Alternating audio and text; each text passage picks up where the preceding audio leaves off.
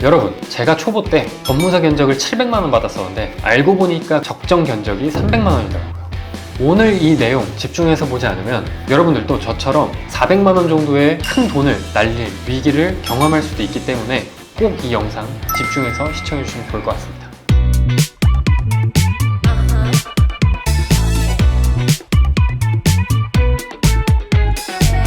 네, 여러분 안녕하세요. 부동산을 가르치는 전사이트입니다. 오늘은 제가 운영하고 있는 이 단톡방에서 가장 많이 나오는 질문 중에 하나인 법무비를 싼지 비싼지 어떻게 분석하고 어떻게 협상할 수 있는지 그 해답을 드리려고 합니다. 거기에 더불어서 제가 만든 고퀄리티의 양식을 같이 드리면서 여러분이 투자를 하거나 부동산을 매입할 때 이 법무비로 스트레스 받지 않도록 제가 만들어 드리기 위해서 준비했으니까 그래서 오늘 영상 끝까지 집중하시면 좋을 것 같습니다. 그러면 제가 한 수강생분이 문의 주셨던 그 법무사 견적 비교하는 거를 같이 가지고 왔거든요. 같이 화면을 보시면은 법무사 견적 비교 스프레드시트라고 해서 제가 양식을 하나 만들어 놨습니다. 그래서 여러분한테 지금 이 양식을 통해서 그 해답을 한번 말씀드리려고 합니다. 일단 먼저 내가 받은 낙찰가액을 작성을 하고요. 그리고 시가표준액이라고 해서 그 아파트마다 나라에서 정한 표준액이 있습니다. 그래서 그거를 작성을 하면 됩니다. 이건 어디서 찾아요? 제가 옆에 링크를 넣어놨습니다. 그래서 해당 링크를 클릭하시면 국토교통부에서 운영하는 사이트가 하나 나오고요. 거기서 주택 부분에 공동주택 공시가격을 누르시면 됩니다. 아파트를 공동주택이라고 표현을 하고요. 그리고 공동주택 가격 열람을 누르시면은 여기에서 내 주소지, 내가 낙찰받은 아파트의 주소지를 입력을 하면은 그 주소지에 대해서 이렇게 나오고요. 그리고 동호수를 클릭하면은 해당 동, 해당 호수에 맞는 공동주택 가격이 나옵니다. 그래서 이거를 시가표준액이라고 이해하시면 될 것 같습니다. 시가표준액을 넣어 놓고요. 그 다음에 면적을 제곱미터 기준으로 넣어 두시면 됩니다. 그 다음 이제 본격적으로 이 법무비 양식에 대해서 비교하는 걸 한번 배워볼 텐데요. 크게 두 가지로 가장 쉽게 하는 방법을 정리했습니다. 첫 번째는 이 부동산 계산기라는 사이트가 있습니다. 부동산 계산기 사이트를 네이버에 검색해서 이게 들어가시면은 상단에 취득 등기비용이라고 나와요. 그래서 등기비용 카테고리를 눌러주시면은 여러분이 낙찰받은 아파트 조건에 맞게 설정하시고 거래금액, 낙찰금액이겠죠. 그리고 시가표준액, 저희가 방금 구했던 시가표준액을 입력하시고 등기비용 계산하면은 각자의 계산 시기에 맞춰서 취등록세부터 법무사 비용 이런 것들을 다 계산을 해줍니다. 다만 이 계산서는 정확하진 않아요. 여기서 정확하지 않다는 건 실무적으로 추가해야 되는 비용, 빼야 되는 비용들이 있습니다. 그래서 이 비용은 그냥 정말 정석에 대한 비용이다 라고 생각해 주시면 될 것 같고, 그래서 해당 비용을 이 왼쪽 부동산 계산기 B열에 채웁니다. 여러분이 좀 더 쉽게 이제 인지하기 위해서 제가 노란색 음영을 쳐놨어요. 그래서 그 노란색 음영 부분만 수정하면 된다라고 이해하시면 될 것 같고요. 일단 맨 처음 이 부동산 계산기에 나와 있는 값을 통해서 이 그대로 항목 그대로 값을 넣어주시면 됩니다. 그 다음이 이 채권이라는 건데 우리가 부동산을 매입할 때 국민채권이라는 걸 매입을 해야 돼요. 이게 뭔지는 여러분한테 중요하지 않습니다. 그냥 부동산을 매입할 때 국민채권을 매입한 다음에 다시 되팔아야 된다. 이렇게 그냥 암기를 하시면 돼요. 그래서 그거에 대해서 이 매입 금액은 처음에 파악했던 이 시가표준액에 0.026을 곱하시면 되고요. 그리고 우리한테 중요한 건 그래서 이 채권을 우리가 매입해서 되팔 때 얼마를 우리가 부담을 해야 되냐, 그 금액이 중요한 겁니다. 그래서 이 금액을 파악하는 방법은 제가 이 오른쪽 우측에 넣어놨습니다. 이걸 우리가 일일이 계산해야 되냐? 절대 아닙니다. 사이트만 알면은 그 사이트에 다 나옵니다. 링크를 클릭하시면 주택도시기금에서 운영하는 사이트가 있습니다.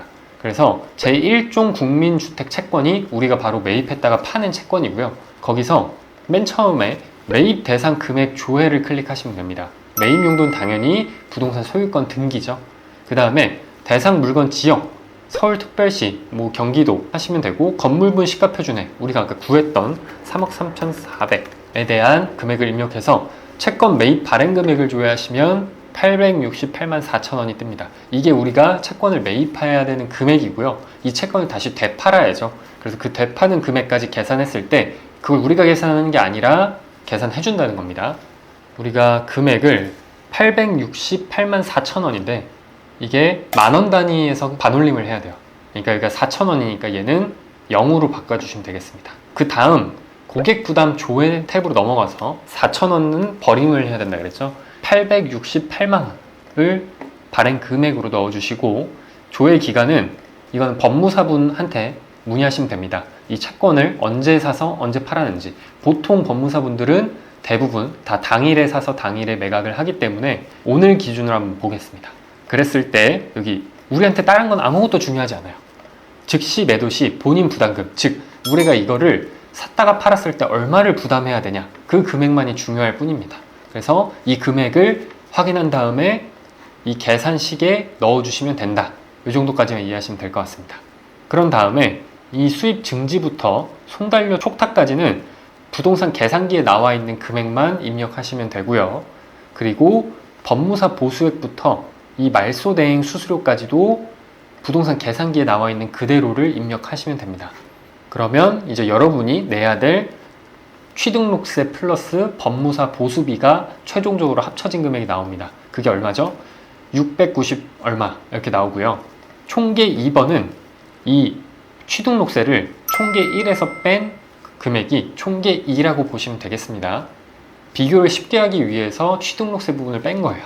취등록세 금액은 변동되지 않는 금액이에요. 절대 바뀌지 않는 금액입니다. 왜냐? 국가에서 정한 세율에 따라서 내는 금액이기 때문에 법무사가 청구하는 것과 그리고 이 부동산 계산기에서 나오는 게 절대 다르지 않다라는 거. 그래서 일단 첫 번째로 부동산 계산기 사이트를 활용해서 우리가 이 왼쪽 편에 있는 숫자를 채운 거고요. 그런데 우리가 장사를 하다 보면은 법에서 정한 기준만큼 받나요? 그건 아니죠. 그래서 그렇게 조금씩 실무적으로 변동이 되는데, 그거를 오른쪽 편 법무사한테 받은 견적서를 기준으로 채우시면 됩니다. 우리가 신경 써야 되는 부분은 바로 이 공과금 부분과 보수액 부분입니다. 이걸 가지고 비용 장난을 많이 쳐요. 이걸 가지고 비용을 뻥튀기 시키는 그런 장난을 많이 친다는 것이죠. 그래서 우리가 이 법무사 견적서에서 받은 내용을 같이 한번 보면서 어떻게 걸러내는지를 한번 보겠습니다. 오른쪽에 수강생분이 받았던 법무사 보수표를 제가 갖고 왔고요. 그리고 이 보수표를 제가 이 왼쪽 편에 채워 넣은 겁니다. 일단 채권 자기부담 금액이라고 해서 주택도시기금에서는 그렇게 표현을 하지만 보통 법무사분들은 채권 할인 및 대행료라고 해서 이 금액으로 많이 넣습니다. 또는 뭐 채권 할인료 이렇게 해서, 모르겠으면 법무사분한테 이 금액이 어떤 금액인지 정확히 확인하고 이 표에 넣으면 되겠습니다. 그리고 공과금 소개에 수입 증지라고 해서 등기 신청 수수료가 들어갑니다. 근데 이거를 이 견적서에서는 두 번을 나눠서 부과를 했어요. 내가 소유권을 이전하는 것과 그리고 등기부등본에 있던 압류, 근저당 이런 항목들을 지우는 데 들어가는 비용이 또 발생하니까 그 비용들까지 더해서 넣었다라는 겁니다. 그리고 수입 인지는 부동산 계산기에서 요율에 따라서 정한 금액이고, 이 법무사 보수표에는 없습니다. 없다고 좋은 게 아니라 다른 비용이 다 녹아져 있기 때문에 그냥 총계를 기준으로 보시면 되지만 밑에 거를 다 보고 제가 총계를 어떻게 보는지 말씀을 드리겠습니다. 인지세, 부동산 계산기에는 없지만 법무사 보수료에는 있었고, 등본 재증명은 등본과 재증명 이런 걸 떼는 비용이에요. 발급 비용이고요. 정확한 보수 기준은 건당 3,000원 정도라고 보시면 되지만 7만원 이렇게 과하게 들어가는 비용들이 있죠. 그래서 우리는 이런 비용들을 체크해야 되고, 양식을 보면은 제가 옆에 이 차이라는 부분이 있어요. 이게 뭐냐면 법무사가 준 견적서에서 부동산 계산기 금액을 뺀 겁니다. 그래서 여러분들이 집중해야 될 거는 이 숫자가 빨간색으로 변했다. 그러면 이건 뭐냐면 법무사가 과하게 청구했다라는 겁니다. 그래서 우리가 잘 봐야 되는 건 이 빨간색 숫자들, 이런 비용들을 잘 봐야 된다는 거예요. 그리고 나머지 한번 보수액 부분을 넘어가겠습니다.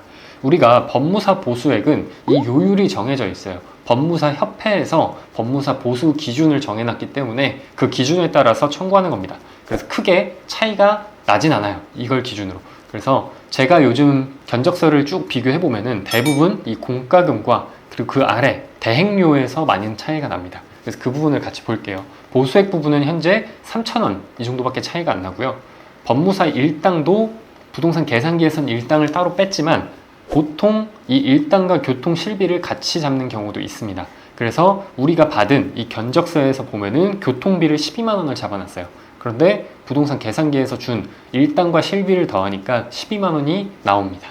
그래서 법무사 교통 실비 차이 나고 등기 신고 대행료가 차이가 꽤 많이 납니다. 아, 여기서 얘네가 수수료를 조금 더 많이 얹었구나, 이런 걸 파악할 수가 있고요. 나머지 비용들도 이 말소할 때 수수료가 좀 과하게 신고됐네, 이런 것들을 확인할 수가 있는 겁니다.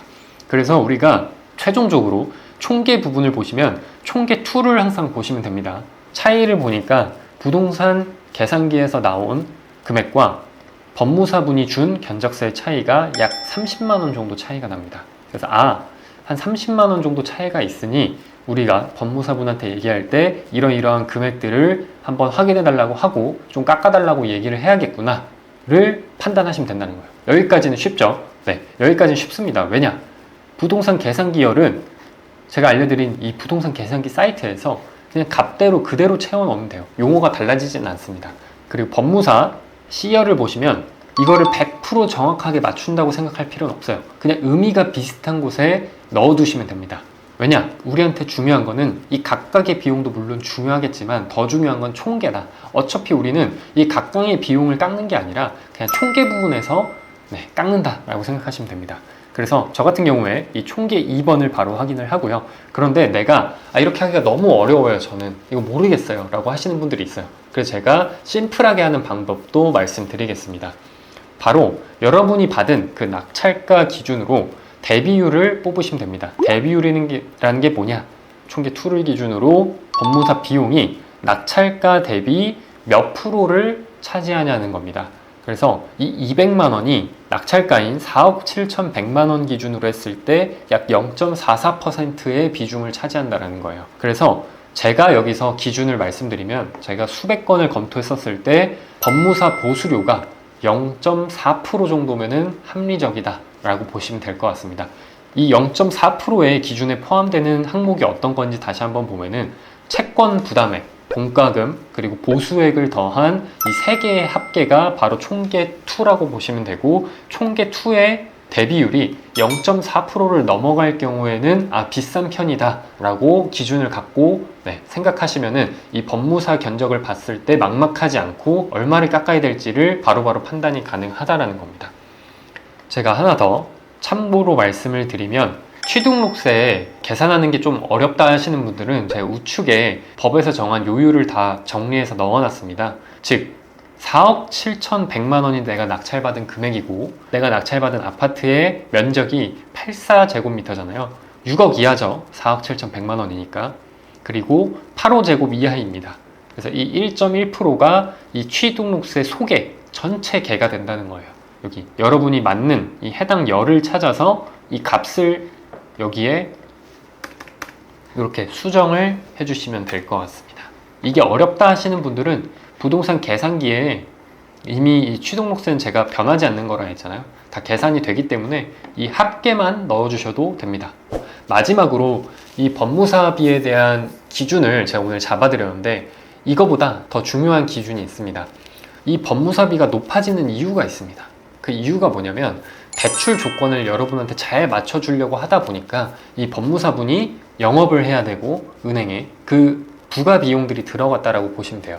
저 같은 경우에는 법무사비가 비싸도 진행하는 경우가 딱 한 가지 경우가 있습니다. 우리가 이 부동산 투자를 할 때 수익률을 뽑아보잖아요. 이 대출 조건과 법무사 비용을 같이 넣어서 비교했을 때 대출 조건이 너무 좋아서 법무사 비용이 다른 데보다 100만 원 더 비싸더라도 내가 벌어가는 금액이 더 클 경우, 내 수익률이 더 높을 경우는 저는 법무사 비용 신경 쓰지 않고 대출 조건에 조금 더 집중해서 진행하는 경우가 있습니다. 그래서 여러분이 너무 이 법무사 비용에 집중하시지 말고 조금 더 큰 숲을 보시면 좋을 것 같습니다. 그래서 항상 보실 때는 대출 조건과 법무사 비용을 같이 놓고 더 많은 금액을 어느 쪽에서 벌어가는지를 보시면 된다는 겁니다. 조금 더 자세한 내용은 제가 다음 시간에 수익률 표를 가지고 진행할 때 한 번 더 설명을 드릴 수 있을 것 같고요. 오늘은 법무사 견적을 조금 더 디테일하게 들어가서 정말 이 금액이 합리적인지, 그리고 어느 정도가 합리적인지를 배웠고요. 또 이 양식을 제가 드려야겠죠. 제가 이 양식을 정말 공들여서 만든 거기 때문에 댓글을 달아주시고 여러분의 소감을 남기면서 이 하단에 제가 운영하고 있는 이제 단체 톡방 링크를 넣어 드릴 겁니다. 그래서 그 단체 톡방에 들어오셔가지고 여러분이 필요하다는 내용을 남기시거나 아니면 저희가 운영하고 있는 부자 친구들 카페, 네이버 카페로 가셔서 가입 인사할 때 거기에 이메일 넣어주시면은 제가 그거 보고 초대해 드릴 수 있도록 하겠습니다. 네, 그럼 여기서 영상을 마무리할 수 있도록 하겠고요. 긴 영상 시청해 주셔서 감사드리고 다음에 더 좋은 또 지식과 노하우를 나눠드릴 수 있도록 하겠습니다. 감사합니다.